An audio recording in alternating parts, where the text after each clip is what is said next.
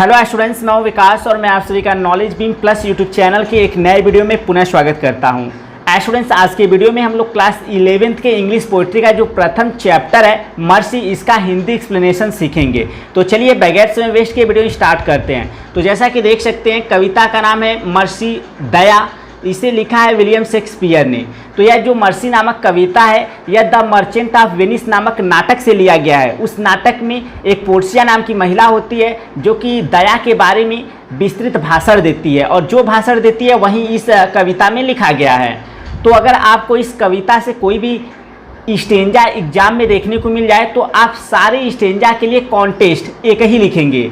वह कॉन्टेस्ट आप इस तरह से लिखेंगे, इन दीज लाइन्स, इन पंक्तियों में पोर्सिया मतलब पोर्सिया, प्रेजेज मतलब प्रशंसा करती है द क्वालिटीज ऑफ मर्सी, दया के गुणों की। यही कॉन्टेस्ट आपको लिखना है। In these lines Portia praises the qualities of mercy, यानी इन पंक्तियों में पोर्सिया दया के गुणों की प्रशंसा करती है। यही कॉन्टेस्ट आपको इस कविता के सारे स्टेंजा के लिए लिखना है। ठीक है, चलिए अब इस कविता का हम लोग हिंदी एक्सप्लेनेशन सीख लेते हैं।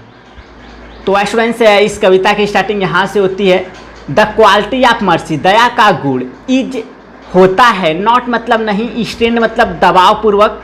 तो दया का गुण दबाव पूर्वक नहीं होता है। एक चीज़ मैं आपको क्लियर कर देता हूँ कि इज एम आर या बी वर्ब होते हैं और यह होना अर्थ देते हैं। अगर आपको किसी वाक्य के अंत में होता है, होती है, होते हैं देखने को मिल रहा है तो इंग्लिश में ट्रांसलेट करते समय आप प्रेजेंट इंडेफिनिट टेंस का प्रयोग नहीं करेंगे, बल्कि उसमें इज एम आर का प्रयोग करेंगे। यह चीज़ आप माइंड रखिएगा। The quality of mercy is not strained, यानी दया का गुण दबाव पूर्वक नहीं होता, यानी कि दया का गुण दबाव पूर्वक उत्पन्न नहीं किया जा सकता, या दया का गुण दबाव पूर्वक उत्पन्न होता नहीं है। इट ड्रॉपेथ, यह गिरता है। तो दया गिरता नहीं है बल्कि मनुष्य के हृदय में उत्पन्न होता है। It droppeth at the gentle rain, यह मनुष्य के हृदय में ठीक वैसे ही उत्पन्न होता है। एट द जेंटल रेन, जैसे साधारण वर्षा, फ्रॉम हेवन मतलब आकाश से, अपॉन द प्लेस बीनीथ, नीचे स्थान पर, नीचे स्थान पर मतलब पृथ्वी पर, बीनीथ मतलब नीचे।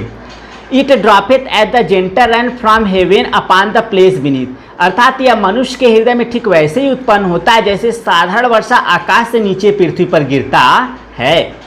इट इज ट्वाइस ब्लेस्ड, यह दोहरा वरदान होता है। तो जो दया होता है यह दोहरा वरदान होता है। कैसे दोहरा होता है तो बताएगा। इट इज ट्वाइस ब्लेस्ड, यह दोहरा वरदान होता है। देखिए होता है, आपको इज देखने को मिल रहा है।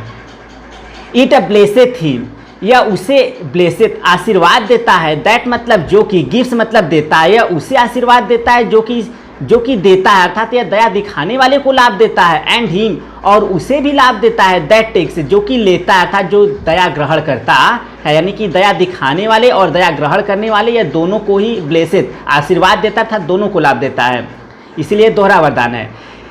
इट इज ट्वाइस ब्लेस्ड, यह दोहरा वरदान होता है। It blesseth him that gives and him that takes, यह दोनों को लाभ देता है, जो इसे दिखाता है और जो इसे ग्रहण करता है।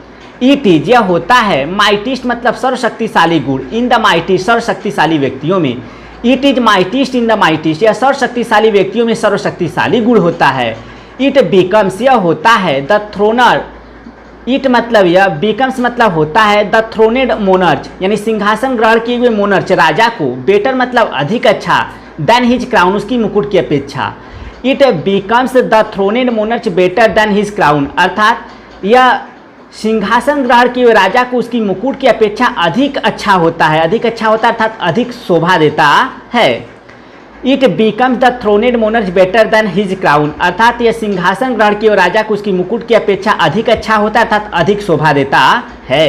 ही सेप्टर, उसका राजदंड, यानी राजा का राजदंड। ही सेप्टर, उसका राजदंड। सोज मतलब दिखाता है। द फोर्स मतलब बल को, ऑफ टेम्परल पावर, सांसारिक शक्ति के।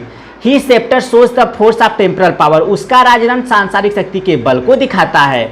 द एट्रीब्यूट, गुण होता है या प्रतीक होता है, टू ऑ मतलब भय का, एंड मैजेस्टी और वैभव का। He sceptre shows the force of temporal power, the attribute to awe and majesty, यानी उसका राजदंड सांसारिक शक्ति के बल को दिखाता है जो कि भय तथा वैभव का प्रतीक होता है। वेयर इन, जिसके अंदर, डथ मतलब डथ सीट बैठता है, द ड्रेड मतलब भय, एंड फियर, फियर मतलब भी भय, ऑफ किंग्स मतलब राजाओं का। Wherein doth sit the dread and fears of king, जिसके अंदर राजाओं का भय तथा डर बैठा रहता था, जिसके अंदर राजाओं का भय तथा डर निवास करता है या बना रहता है। His scepter shows the force of temporal power, the attribute to awe and majesty। यानी उसका राजदंड सांसारिक शक्ति के बल को दिखाता है जो कि भय तथा वैभव का प्रतीक होता है। Wherein doth sit the dread and fear of king, जिसके अंदर राजाओं का भय तथा डर बना रहता है। बट लेकिन मर्सी मतलब दया, इज मतलब होता है, एवं मतलब अधिक ऊपर या अधिक बढ़कर, दिस सेपरेट स्वे, इस राजदंड के स्वे शासन से। बट मर्सी इज एवं दिस सेपरेट स्वे, लेकिन दया का गुण इस राजदंड के शासन से बढ़कर होता है। इट इज इनथ्रोन्ड, यह सिंहासन ग्रहण किया हुआ है, in the hearts of Kings, राजाओं के हृदय में। इनथ्रोन्ड सिंहासन ग्रहण किया है, यह राजाओं के हृदय में सिंहासन ग्रहण किया हुआ है, अर्थात यह राजाओं के हृदय में निवास करता है। इट इज एन एट्रीब्यूट, यह एक गुण होता है, टू गॉड हिमसेल्फ, अपने आप में ईश्वरीय। It is an attribute to God himself, यह अपने आप में एक ईश्वरीय गुण होता है।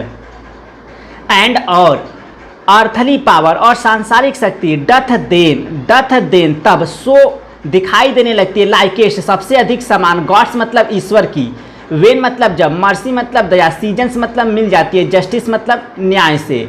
It is an attribute to God himself, यह स्वयं में एक ईश्वरीय गुण होता है। And earthly power doth then show likest God's when mercy season justice, और सांसारिक शक्ति सबसे अधिक ईश्वरीय शक्ति के समान दिखने लगती है, वेन मर्सी सीजन जस्टिस, जब दया न्याय के साथ मिल जाती है। तो जब दया के साथ न्याय का मिलन हो जाता है तो यही जो सांसारिक शक्ति है वह ईश्वरीय शक्ति के समान दिखने लगती है या दिखाई देने लगती है। तो स्टूडेंट्स, इस वीडियो में मैंने आपको द मर्सी नामक इस कविता का हिंदी एक्सप्लेनेशन स्पष्ट किया। आई होप आपको काफ़ी हद तक समझ में आया होगा। अगर आपको वीडियो अच्छा लगा हो तो प्लीज़ लाइक किया करें, और प्लीज़ अगर पहली बार चैनल पे आए हैं तो चैनल को सब्सक्राइब कर लें। तो मिलते हैं नेक्स्ट वीडियो में, तब तक के लिए thank you so much for watching this video.